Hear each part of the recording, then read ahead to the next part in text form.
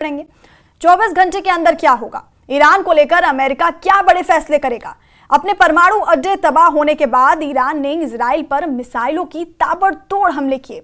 Netanyahu कह रहे हैं कि वो अब आगे युद्ध बढ़ाना नहीं चाहते, लेकिन ईरान ने कह दिया है कि युद्ध कब खत्म होगा इसका फैसला अब ईरान ही करेगा।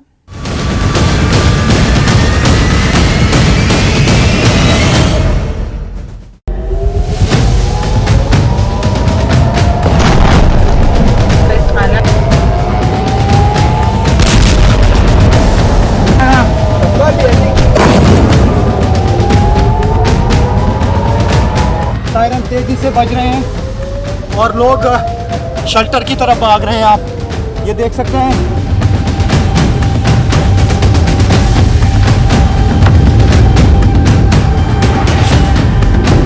दो ग्रुप्स को यहां से इवैक्यूएट किया जा रहा है, एक जॉर्डन के रास्ते से और दूसरा इजिप्ट के रास्ते से। एक तरफ तेल अवीव, दूसरी तरफ तेहरान। दुनिया की दो राजधानी दहल रही हैं। एक तरफ ईरान के हमले और दूसरी तरफ इजराइल के अटैक। ये युद्ध खत्म होने का नाम नहीं ले रहा।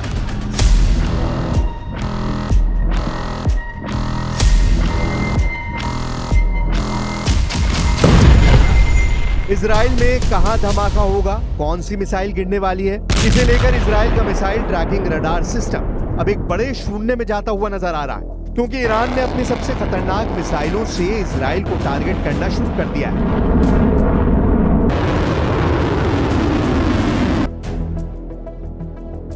इजराइल का दावा है कि ईरान अब 4 तरह की मिसाइल फायर कर रहा है। इनमें सबसे खतरनाक फत्ता-1 और खैबर शिकन मिसाइल शामिल है। इसमें कद्र और इमाद मिसाइलें भी शामिल हैं। फत्ता हाइपरसोनिक मिसाइल की रेंज 1400 किलोमीटर है। खैबर शिकन मिसाइल की रेंज 1450 किलोमीटर है।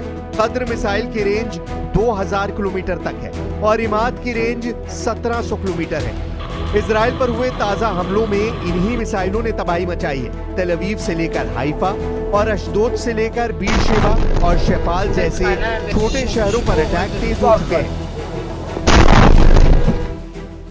मैं इस वक्त इसराइल में बिगिन इलाके में हूं, उस जगह पर जहां पे भयंकर तबाही हुई है, जबरदस्त तबाही हुई है। यहां पर ही मिसाइल गिरा है, यहाँ पर ही ईरान का मिसाइल गिरा है और बहुत ज़्यादा पेंट्रेट हुआ है डीप, और इर्द गिर्द आप देख सकते हैं क्या हुआ है। और इस जगह पे करीब 40 से 50 मकान तबाह हुए हैं। 400 मकानों में इम्पैक्ट हुआ है, यानी शिगाफ पड़े हैं, शीशे टूटे हैं।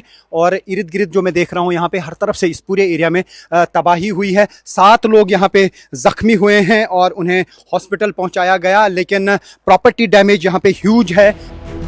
इजराइल के साथ साथ ईरान में क्या हो रहा है? इजराइल के हमलों की नई रिपोर्ट बता रही है कि नेतन्याहू की वायुसेना ने कहर मचाया हुआ है। तेहरान में 3 बड़े टारगेट्स पर बमबारी की गई है। इजराइल का दावा है कि उसने ईरान में पैरामिलिट्री फोर्स बासिज के हेडक्वार्टर्स पर हमला किया है। इजराइल का दावा है कि उसने रेवोल्यूशनरी गार्ड्स के आंतरिक सुरक्षा इकाई के हेडक्वार्टर पर हमला किया है। इजराइल का दावा है कि तेहरान में एविन जेल पर भी हमला किया गया है, जहां पश्चिमी देशों के लोग कैदी हैं।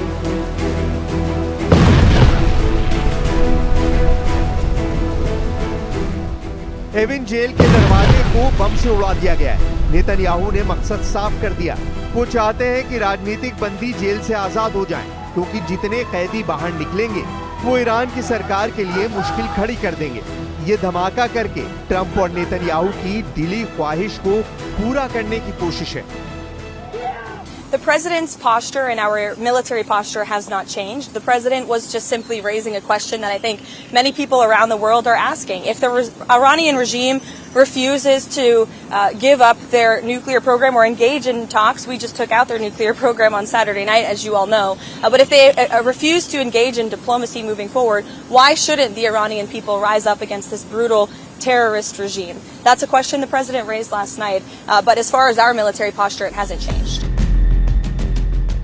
ईरान में सर्वोच्च नेता अली खामनेई और राष्ट्रपति पेजेश्कियान की सरकार अब भी अमेरिका के टारगेट पर है।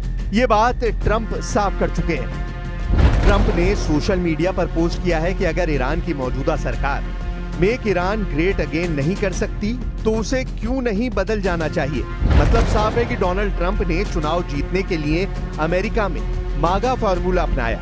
और अब वो ईरान में बमबारी के बाद सत्ता बदलने के लिए मीगा फॉर्मूला लागू करना चाहते हैं। लेकिन क्या ये इतना आसान है? नेतन्याहू के साथ मिलकर ट्रंप ने बेशक ईरान के परमाणु अड्डों पर दुनिया के सबसे खतरनाक बम की बारिश की हो, लेकिन ईरान भी बराबर इजराइल को चैलेंज दे रहा है।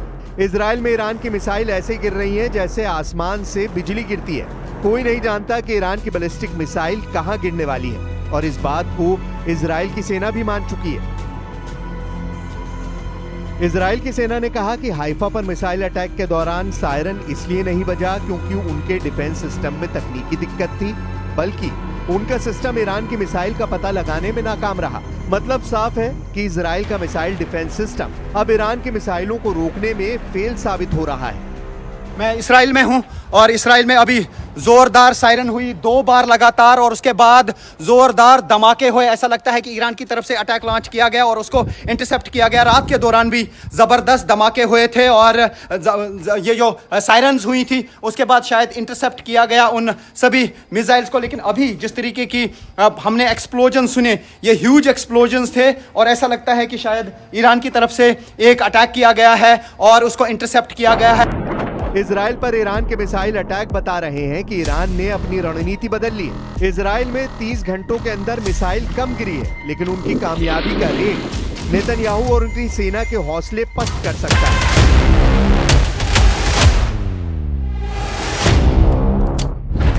खामनेई का फोकस इस वक्त इजराइल पर है, जबकि दावा किया जा रहा था कि अमेरिका की बमबारी के बाद ईरान अमेरिका के अड्डों पर बमबारी करेगा। लेकिन ईरान ने अब तक ऐसे किसी अड्डों पर हमला नहीं किया है और उसके टारगेट पर पूरी तरह इजराइल बना हुआ है। ईरान के नॉनस्टॉप हमलों को देखकर इजराइल बहुत जल्दी बड़ा ऑपरेशन कर सकता है। अभी नेतन्याहू के ऑर्डर पर इजराइल ने ईरान के जंजान समेत कई जगह मिलिट्री अड्डों पर बमबारी की है। यह अलग बात है कि ईरान पर होने वाले हमलों के वैसे वीडियो नहीं आ रहे जिस तरह से इजराइल में मिसाइल अटैक वायरल हो रहे हैं। इजराइल के शहरों पर किसी भी वक्त अटैक का सायरन बजने लगता है। हाइफा से लेकर तेल अवीव में ऐसे सायरन साबित करते हैं कि ईरान के मिसाइल हमलों को लेकर इजराइल लगातार एक्टिव है। लोग फौरन करीब के शेल्टर में पनाह लेते हैं। अंडरग्राउंड मेट्रो स्टेशन ऐसी सबसे बड़ी जगह बन चुकी है जहां ज्यादा से ज्यादा लोग फौरन छुपने के लिए पहुंच जाते हैं।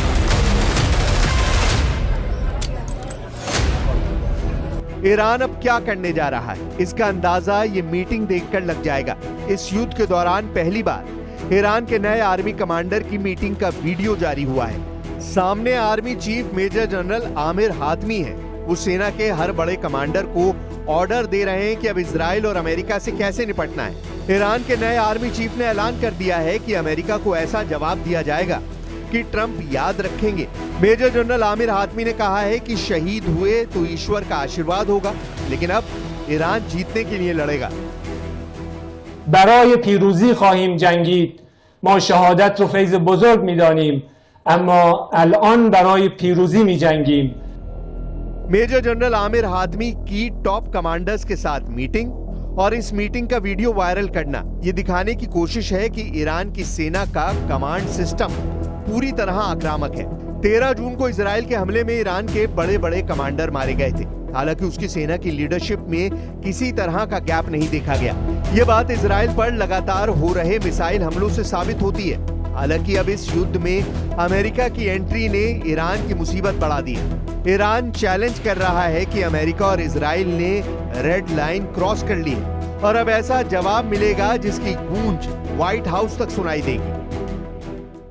این چیز جدیدی نیست. ما در طول تاریخ انقلاب اسلامی، قبل از انقلاب اسلامی، در طول تاریخ ایران بارها شاهد جنایت از سوی آمریکایی ها بودیم. سال 57 در طول دوره 8 سال دفاع مقدس، علل خصوص در آخرای دوره دفاع مقدس، شاهد جنایت مستقیم اونها بودیم. هر بار دست به جنایتی زدن پاسخ قاطعانه گرفتن و این بار هم به همین ترتیب خواهد بود.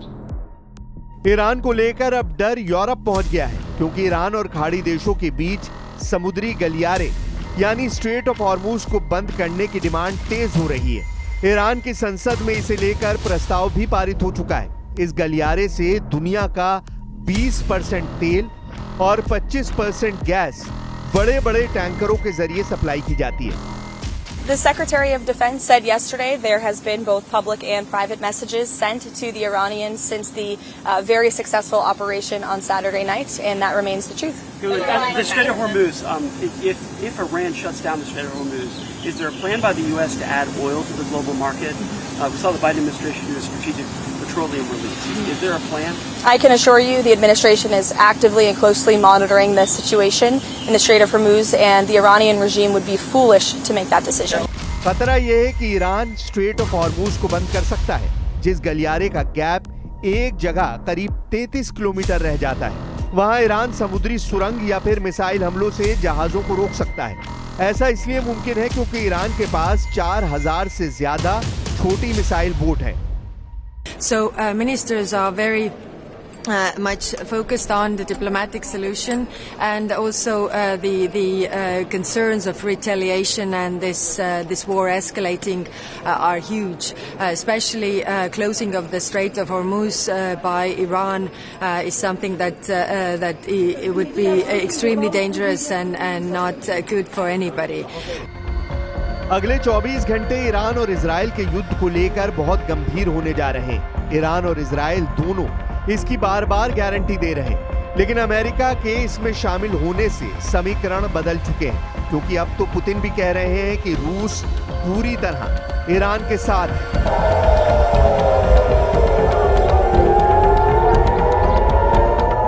और बुलेटिन में फिलहाल के लिए इतना ही।